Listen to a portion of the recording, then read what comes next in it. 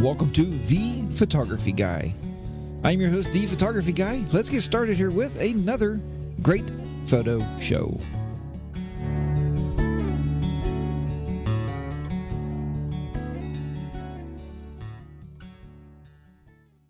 Hey, yes, welcome back, everybody, once again to The Photography Guy.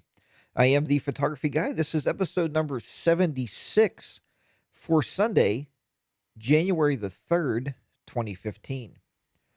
I'm your host, Jack, and I'm going to help guide you through all this magical world of, camera lenses, photography, lighting, backdrops. We do all kind of stuff here at the Photography Guy to help you improve your photography overall. First, I want to say Happy New Year to everybody out there. Let's make this the most photographed year ever. Boy, that's hard to say, huh? The most photographed year ever. So think about that a little bit and get rid of these headphones now. So the most photographed year ever. And I told a lot of you on Facebook that I started a JTC 365. And what that is basically you're going to take a photograph every day of the year. And it could be of anything. It could be a picture of this lens. It doesn't matter. A picture of a coffee cup, anything in your daily lives. Just grab a quick snapshot of that and you put it up on Flickr. Now on Flickr, even if you didn't start being this, we're 3 days into the new year. That's okay. I'm going to give you a grace period. Let's say. But what I want to do here is on Flickr, if you post that and then put a tag on it. So when you upload to Flickr, you can get a free account. I believe now you get 1 terabyte absolutely free. And on there, what you're going to do is very easily tag it with JTC 365 2016. And we're just going to do that. So maybe each year we can try this. I've tried this for several years running, and it's pretty hard to do. With the benefit of having the smartphones nowadays, it's a lot easier because you can put the Flickr app on either your iOS device or your Android phone, and you can upload those very, very easily. Using your phone, you can put the tags in. I did it last night. We were out to dinner.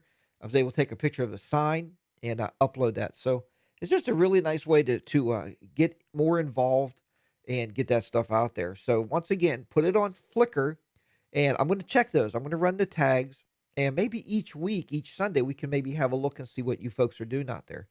Once again, it's JTC 365 2016. So if you tag it with that, that's what I'll be looking for in Flickr to see how everybody's doing out there. So thanks for joining me here this Sunday morning to learn more about your camera and making great photographs. That's what this is all about.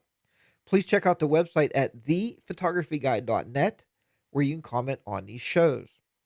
I worked on this site last night for a little while. We was having a little trouble with it, and I don't know what was going on. It seems that there's a program that I use on there called Google Analytics.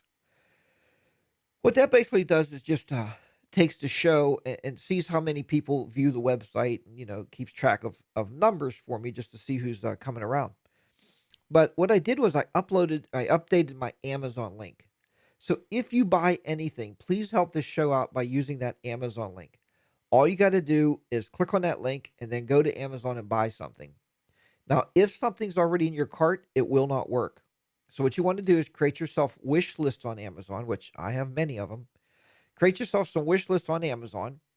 And once you create those wish lists, what you're going to end up doing is you click on my link, go there, you'll pick something out of your wish list or type something in like soap detergent. It doesn't have to be photography stuff. It could be a computer. It can be car wax, anything. Your price stays absolutely the same, but a little proceeds come back to the show to help us buy new gear. And I really need some help because I want to change this particular camera we're using this morning to a full HD camcorder. And I got to get the parts to hook it into the computer. It's going to cost me a little bit of money, so I need your help there. So check that out. If you're listening to the audio podcast, today is one of those days where you're probably going to want to go check out the YouTube video. You can find the YouTube videos at 42Technoman. The number 4, the number 2, Technoman. Or if you go to thephotographyguy.net, I do have a link on there for the YouTube videos. Click on that and go watch the video. It's very important today, especially.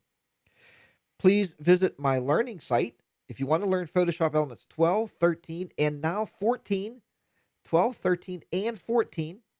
go to jtclearning.com. Once again, that's jtclearning.com.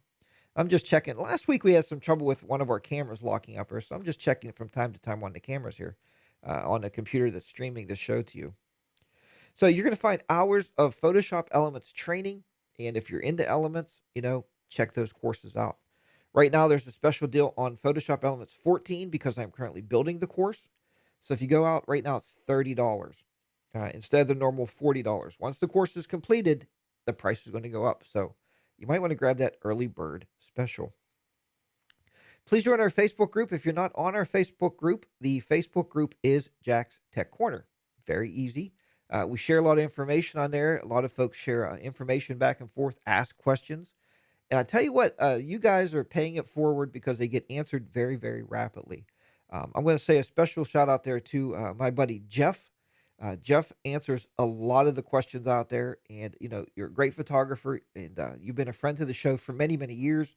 I truly appreciate your efforts of answering a lot of these folks' questions. I don't know it all, folks. I know you watch this show thinking, Jack's, a great photographer.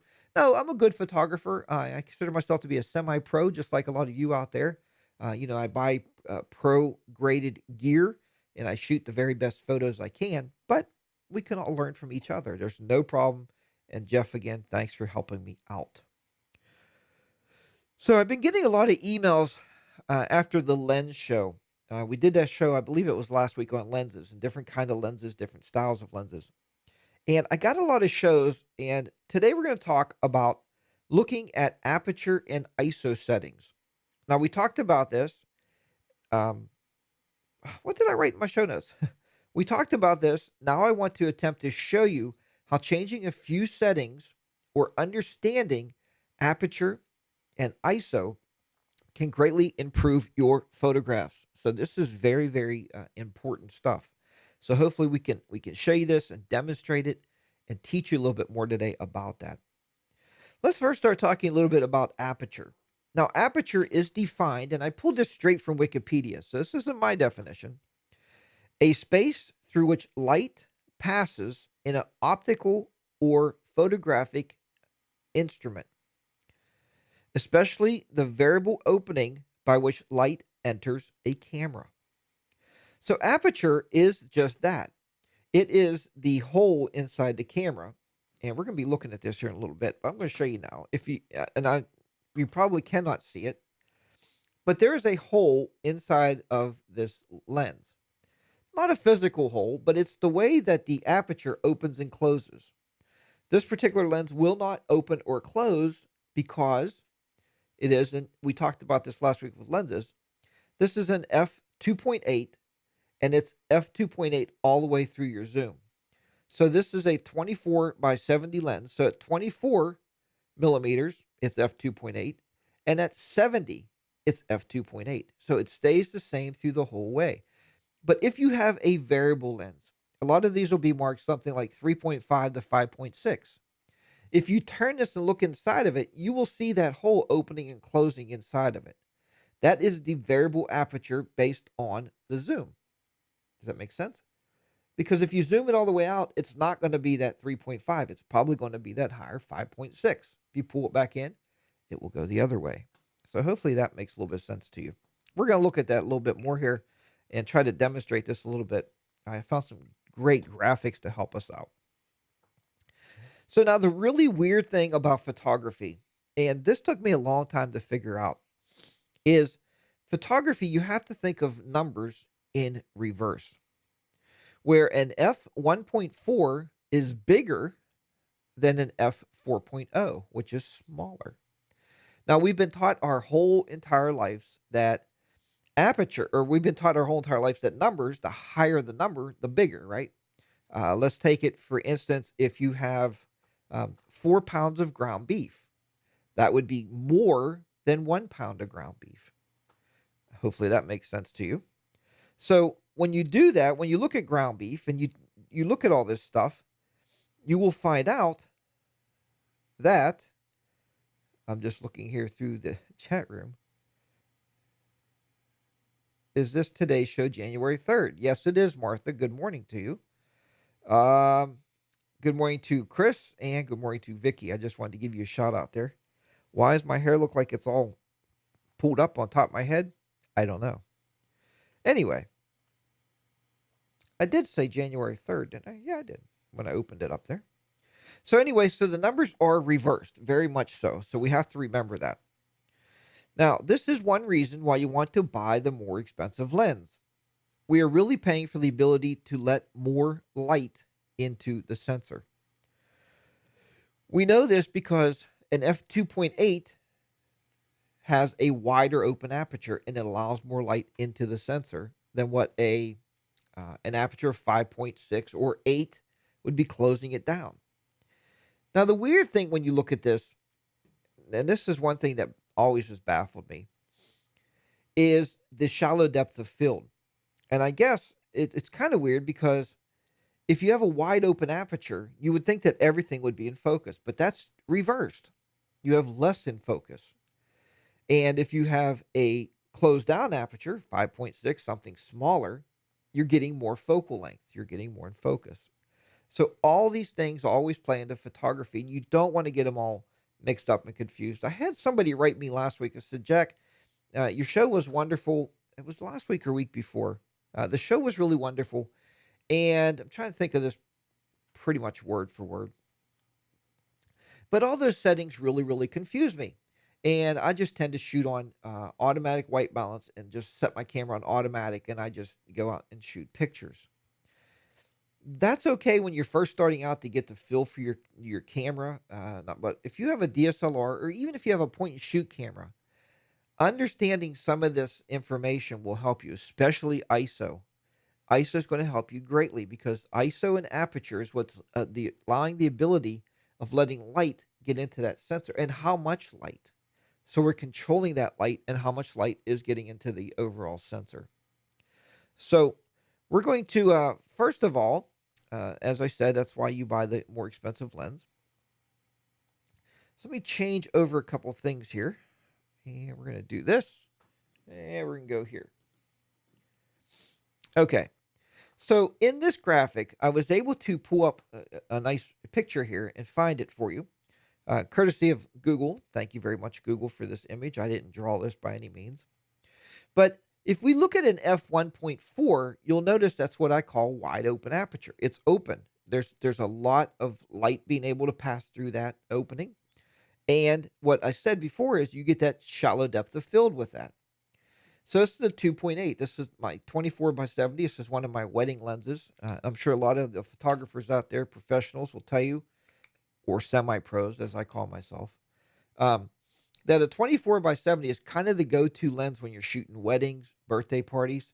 Um, I use it all the time. Some people use a prime lens, like a 35 millimeter lens. And what a prime lens is there's no focal zoom. So it doesn't turn. We looked at that with my lens series. We looked at the 50 millimeter lens. The 50 millimeter lens is one you can buy in a 1.4. You can buy an f1.4 50 millimeter fixed lens, a 35 millimeter fixed lens. In other words, it doesn't zoom. And my particular um, 50 millimeter lens is a 1.8, an f1.8, which still has a really nice opening. You can see here compared to the. I'm going to try to get my mouse to work in here with this. Yeah, I can see. Yeah, I can see my mouse on the screen. Okay, so this is the 1.4 is on the left of your photograph. Now look, if you go two over, you'll see this lens, this 2.8. And we can see how it's a little bit more closed down. It would be really hard. I don't even know if you can find them. And if you can, let me know. But if you can find like a 24 by 70 or 70 by 200 f1.8, maybe you can. I think it would be very expensive. I can tell you that an f1.4 fixed focal length costs you more than an f1.8. So, I mean, I don't really know. I don't see a whole lot of difference between 1.4 and 1.8. It's just my preference. And with the Nikon lens I purchased was about 100 and I don't know, maybe $100, $120 for that f1.8 fixed 50 millimeter, and the 1.4 was maybe somewhere in the area of $400. It was a lot more. So I chose the 1.8, obviously. So then we have the f2, which you can see is a little bit down, a little bit drilled down, a little bit closed down. F2.8, f4. Okay, there's your f4 lens. It's closing down, but again, it closes down, but it has a wider area of focus.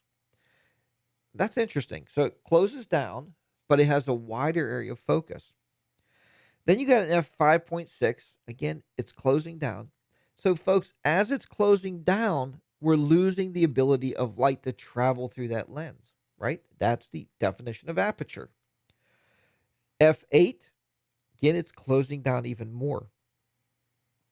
F11, and then F16, and it goes up from there. Usually up to at least F22. Sometimes I've seen F24, where it closes it down even more. So you may ask yourself, well, okay, Jack, so why would it make any sense at all to have a lens of an f22? Why would we want to set our aperture to f22? The reason I use a lot of the control with the f-stop is to control the amount of light. Let's say you're outside, you're going to take a photograph, and you're taking a photograph, and you do the chimping. We've heard of chimping, right? That's where you take and I hate to see people do this. Click, click, click. We never did that with film. We just shot the photos. We never looked back. And the great thing about digital photography is you could take multiple photographs. But I do like it when we're trying to zero in on our focus, making sure something is focused that we want focused in our picture, making sure also that the it's bright enough, it's exposed properly, and the color balance, the white balance looks correct. Once you have all that, you can shoot all day long in that same situation. It's not going to change. All right. So when I go into a church and I take my light meter in it and I take readings and set my camera, take a few test shots, I don't need every time shoot a bride, look at, shoot the couple, look at, shoot this. That's where you're going from semi-pro to full amateur. Okay. And there's nothing wrong with it when you're starting out. Don't get me wrong. When we're starting out, we do things in ways that we always want to be able to look at this stuff and go that way to know what we're doing. All right. It's very important. But as you get more experience, you're going to know that that camera is doing what you told it to do. Right. It's like having an obedient dog. It's like my dog. I tell him, hey, go lay on that carpet over there or go lay on your bed. And he does that. I don't need to look at him every 3 seconds. I know he's laying on that bed. That's where he lays. Same thing with your camera. Once you tell it what to do, it's going to do that for you. So the f-stop very much is used for controlling light outside as well as inside. Shutter speed plays another important role, but we're not talking about shutter speed today. We're just going to concentrate on f-stop. And the reason that is, folks, I've learned doing these shows for quite a while now that if I give you too many gadgets or too many things to worry about, they get all jumbled up. They start to get a little confused. I didn't start using them all one day. I didn't turn my camera on manual and go, okay, let's set all these settings and figure this out. No. Some days I would shoot in aperture. Some days I'd shoot in shutter priority and learn what those settings do individually. Let the camera figure out the other side of that. And then you can go to manual mode and shoot in manual if you wish. So this is a really nice graphic. I really like this one. Let me see if I can pull this next one up. If everything works out, it should come up exactly the way I want it to. Perfect.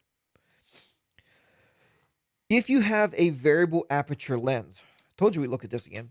You can take your lens and you can turn the zoom on the lens in and out. Okay. When you do that, you're going to change basically the f-stop. What you can do is look into a light, look up at a light with your lens. Go ahead, you can try it at home right now. Pull it out of your bag and take a look. And you're going to turn it and you're going to see exactly what we're seeing on this photograph that I'm working with here, or on this picture, on this diagram. And what we're looking at is an actual lens. You can see this is a 50 millimeter. Now this is a 50 millimeter, says 1.8. Okay. So it's a 1.8. What they're doing here, they're varying the aperture in the 50 millimeter. So I can't really I can't change the aperture of this one.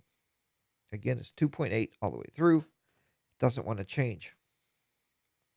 Anyway, what they're showing you here is an f1.8 on that 50 millimeters lens is wide open. Now, in using your camera, as you're turning your camera, we know we can take our camera, we can change our aperture because this lens will go through f22. It's not like it's fixed, it's just fixed focal length when I zoom. Okay, but it will change. It does have a aperture setting on here, and it does go from 1.8 all the way to f22. That is controlled in camera. Is how we control that, or with the aperture ring. So we can change this.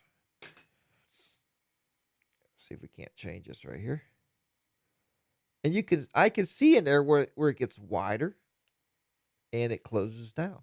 Okay. Just by changing my aperture ring.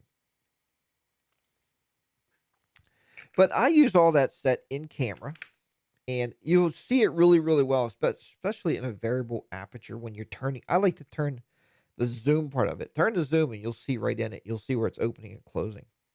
So the first one there is an f1.8, which is what my 50 millimeter is.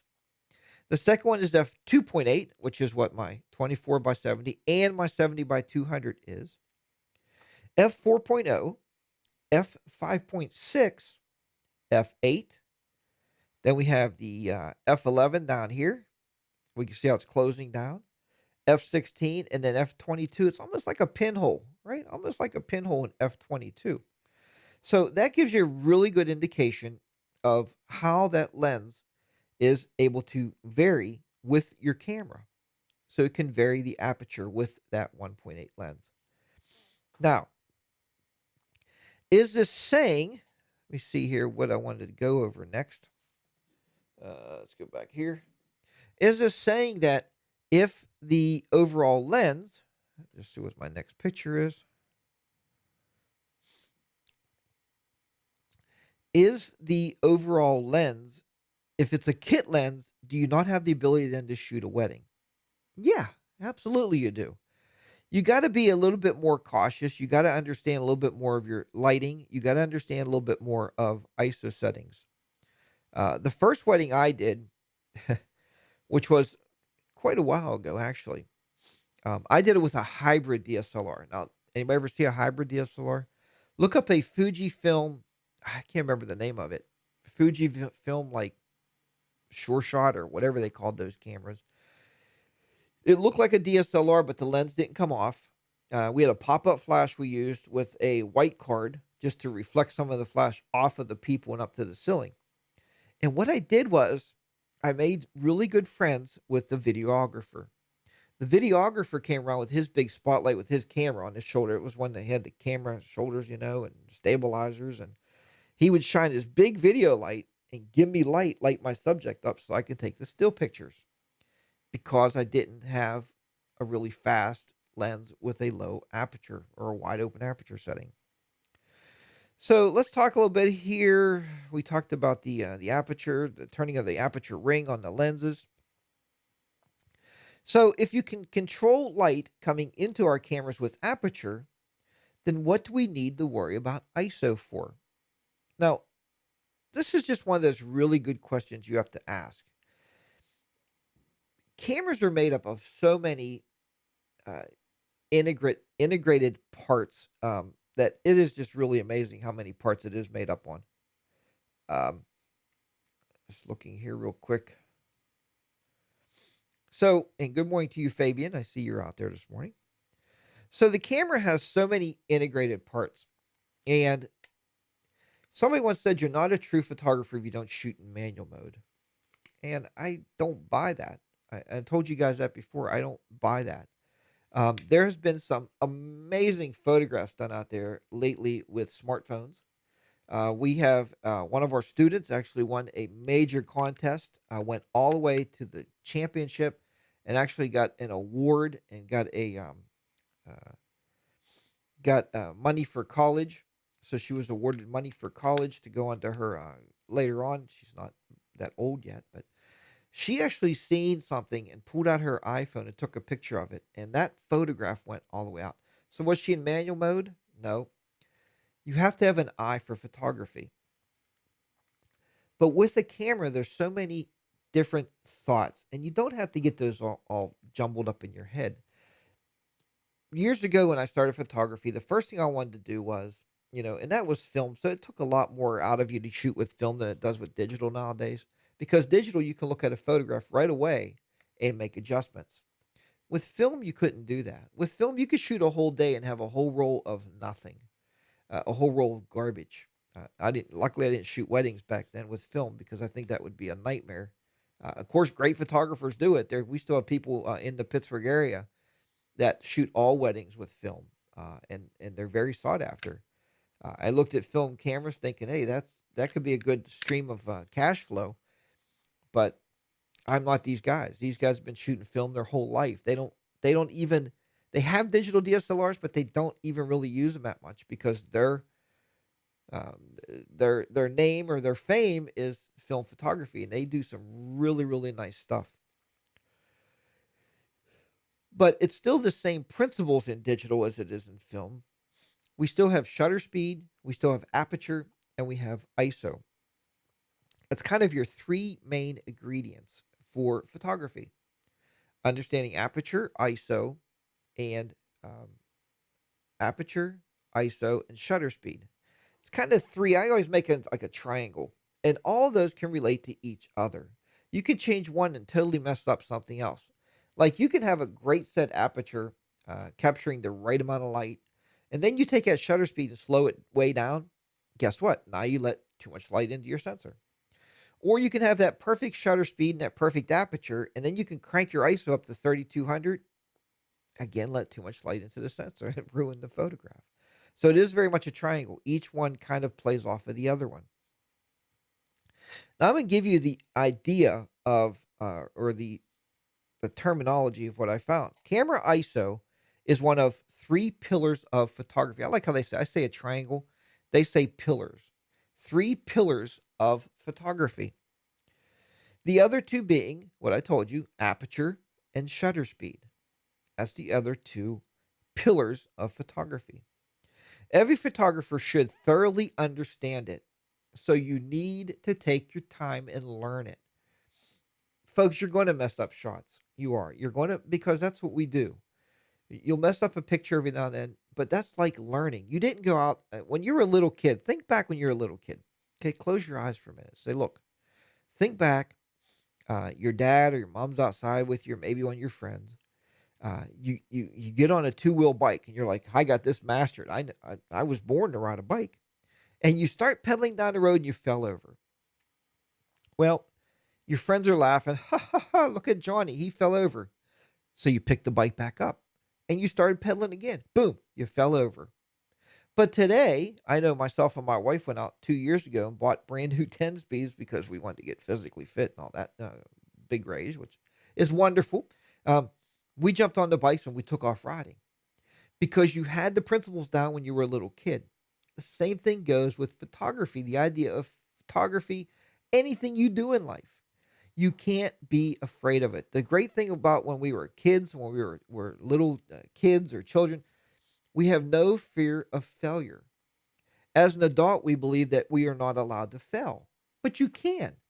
Keep that camera going, pick it back up, click again, turn your aperture, click again, change the shutter speed, see what that does.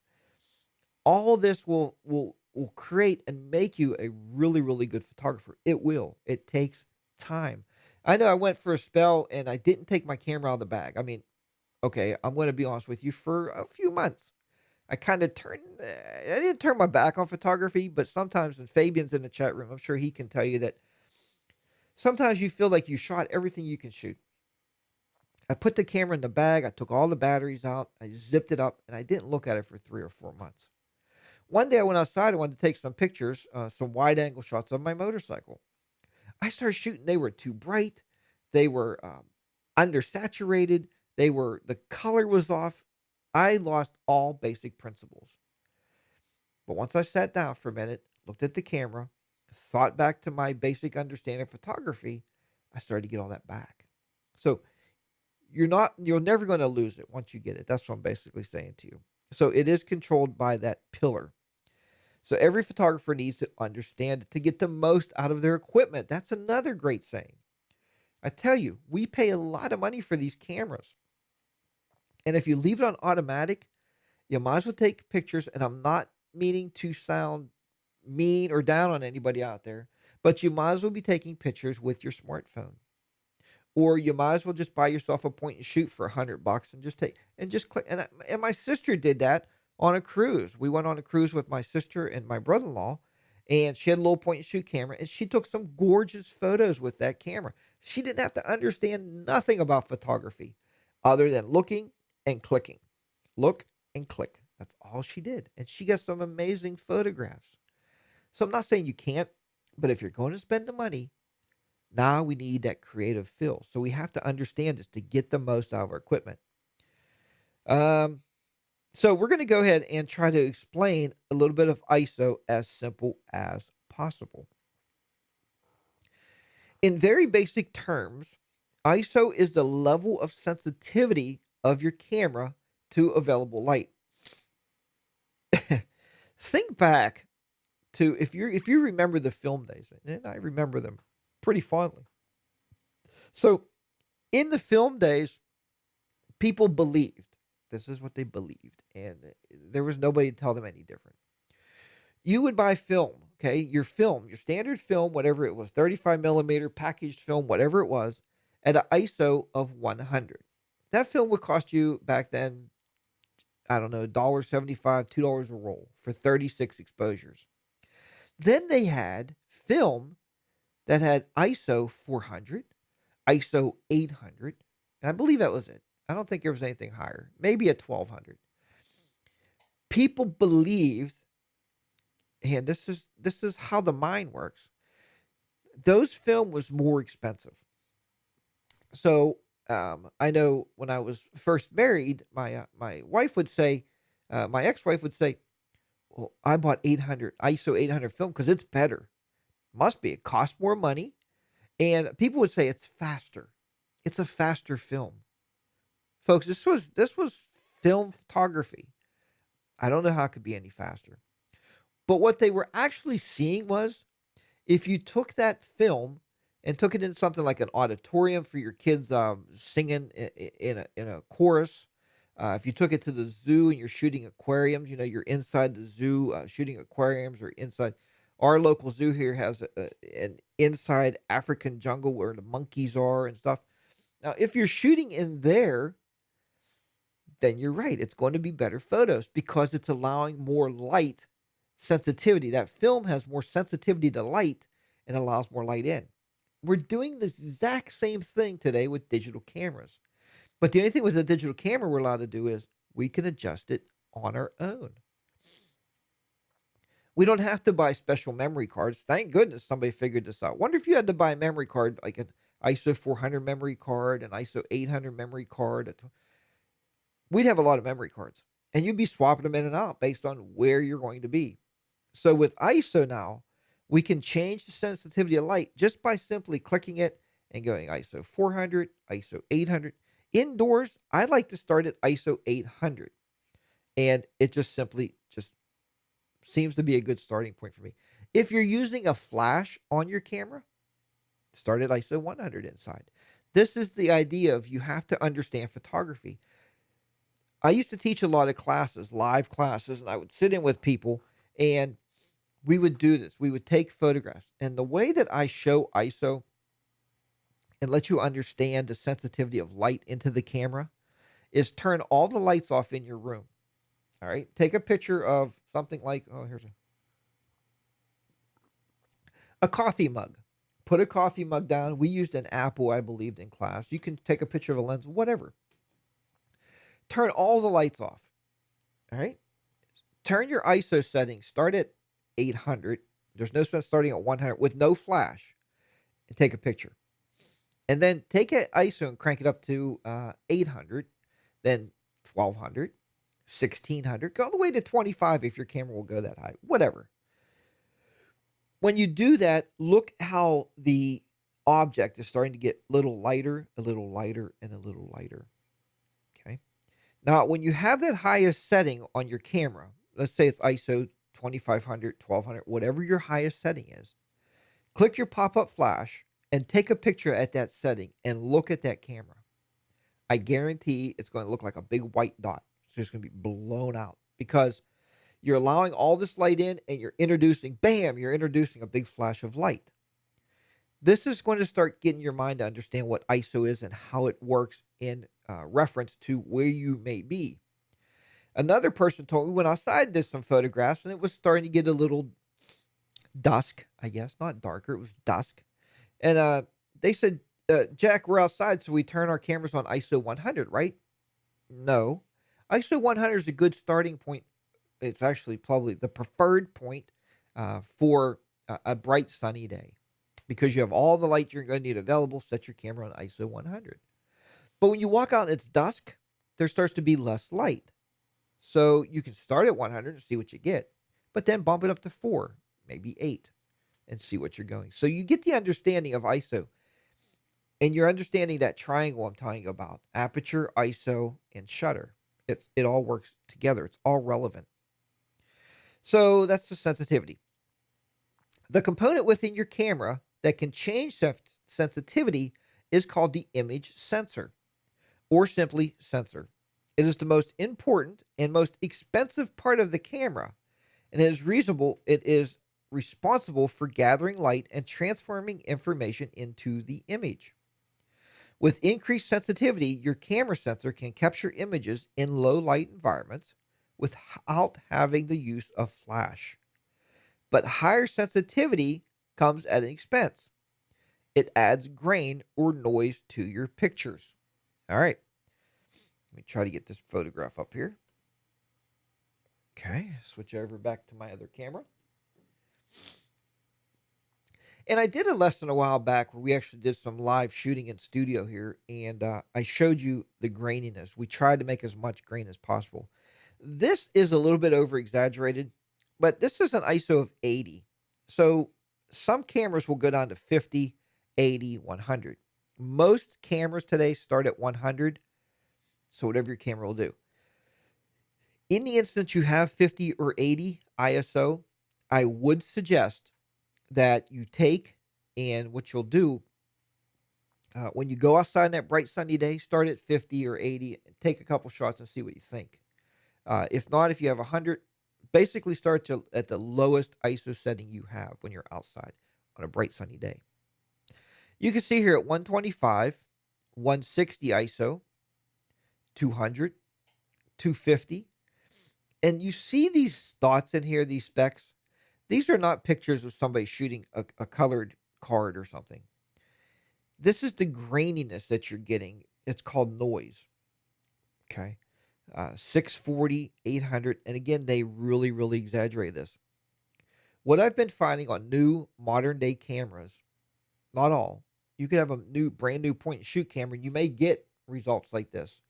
But if you have a new 35 millimeter or new one of the new mirrorless cameras, their noise, uh, somehow the noise reduction in those cameras start to eliminate this stuff and get rid of it altogether. But you can see if you go all the way over to 3200, what you're actually getting. It actually gets really, really grainy. So you say, well, Jack, why would I use that? And I'm going to tell you that in just a minute. Let's swap these cameras back over. The reason you would use that is very, very simple. I always say, let me see here, get back to my notes here. The reason you would use that is mainly because you want to capture the photograph. There's going to be times you're going to be in certain places, and there's going to be a time or a photograph you want to capture. And you're like, oh wait, no, oh I can't shoot this. It's too dark. Uh, you know, uh, my camera will look grainy. It's going to be a horrible picture. Capture the photograph. You can fix it later. There's great abilities in the software that we're using today. Either Lightroom. I've used Lightroom to remove noise. I think I did a video on that a while back on my YouTube channel. I've used oh my goodness, Elements to to remove noise, to remove noise, I've used Elements to remove noise.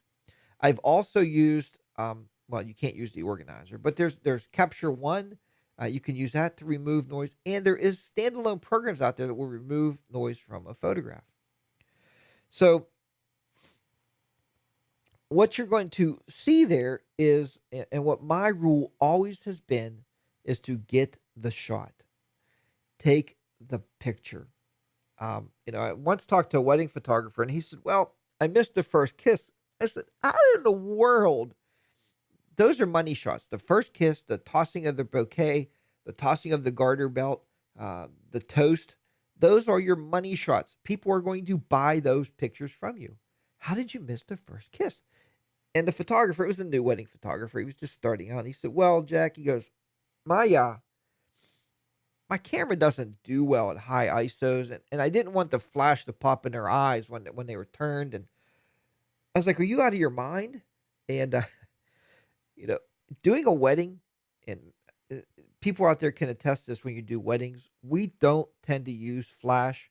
The only time I start using flash at a wedding is on the dance floor at night when they start knocking all the lights down, and they start the colored lights flashing on the people. And I will use control flash there, or bounce flash, or flash on a stick, or remote flash. Or but when I'm shooting in a church, and when I'm shooting people walking into the ceremony, like the bride and stuff walking in, I don't use flash. I control my camera totally with ISO, aperture, and shutter speed, to get those lighting adjustments. And that's where the light meter comes in really handy, because you can walk around the church prior to the wedding and take readings and actually have those written down the cue card. And you can just switch your camera and just get your shots wherever you're at.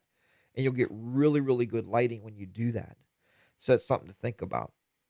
Now, one rule of thumb I use is, this is going to be a rule of thumb to tell you how much, if you have enough light coming into the camera. And somebody wrote me an email not too long ago about having camera shake. This is kind of where your camera shake comes in at. So what it was, you click the shutter, and this is probably happened to you, right? You take a picture, click, and all of a sudden you hear click. The shutter seems to stay open a long time. Folks, the camera is not confused. The camera is trying to look for the most available amount of light, and it's staying open a long time trying to capture more light in there. The shutter speed actually slowed down to capture more light into your sensor. So if this happens, like I said, the camera's trying to capture more light. Raise the ISO up. So go up a setting or two and take another shot. This is one of those reasons, but not the only reason, to get more of a wide open aperture lens to allow that light in and to work for you. That's why you're going to pay the money for that. Well, folks, I hope today's show gave you some insight into shooting, some basic understanding, and I hope you got from this show. The biggest thing is, honestly, if you think about it, just don't ever, ever miss a shot. That's exactly what I'm telling you. We can always fix things with editors. I've taught you that over the years. You can watch numerous of my videos. There's numerous people out there that will teach you how you can actually go about making great photographs, and taking all that in. So don't miss the shot. That's the biggest thing I can tell you. So I hope that's going to help you a little bit. Remember those basic rules. It will always improve your photography. Not maybe, it will always improve it. If you understand that, understand the triangle rule, my triangle rule, or the pillars. I like the pillars, but the triangle rule is every change on your camera, every setting affects the other setting. Shutter, aperture, ISO. That's the three big ones. If you get those down, you're going to have it down also. Folks, thank you very much for tuning into the show today. Don't forget, if you're downloading this from iTunes, please subscribe and check out my YouTube videos at 42 Technoman. If you want to learn everything about Photoshop elements that you need to know to make you a great editor, check out jtclearning.com. jtclearning.com, folks. I've spent a ton of money on courses and classes over the years on photography. And if I learn two things from $40 that you're going to spend, that's two things that you're always going to have for $40. Can't beat that. What do they say in some commercials? It's less than a cup of coffee every day. I don't know if that's true. But yeah, $40. Right now, the Photoshop Elements 14 course is $30 because I'm building that course. So go today, sign up for those. Don't forget, that is at jtclearning.com. Once again, it's jtclearning.com. And please don't forget to go over to thephotographyguy.net when you buy anything from Amazon, because that's going to help huge. That's a huge, and I know everybody shops at Amazon. Come on, how many of us don't shop at Amazon to buy anything? Use that link. I want to thank today's sponsors, as always, Green Screen Wizard. If you want to buy Green Screen Wizard, if you go to thephotographyguy.net, there's a link. Click on that link and make the purchase. That also helps the show. And Smug Mug. If you think, or if you know, or if you're semi-pro like I am, and you want to make money from your photographs, put them on Smug Mug, set your custom prices, and you will make money back immediately. Folks, thank you so much. Hope you enjoyed today's show. I will talk to you next Sunday. And somebody put in the chat room, I don't know when they put that in there. Is this show the same time every week? As much as I possibly can, unless I don't have one. Yes, 11 a.m. every Sunday morning, right here, same bat time, same bat channel on The Photography Guy. Take care, everybody. I'll talk to you next week. Have a great work week. Get out there and get those cameras clicking and your editor's editing. And I'll see you back here then. Bye-bye for now. Thanks for tuning in to The Photography Guy. I am a photography guy, and I'll be here once again next time for more photography tips and tricks. If you're not subscribed, please subscribe to the show and enjoy the music.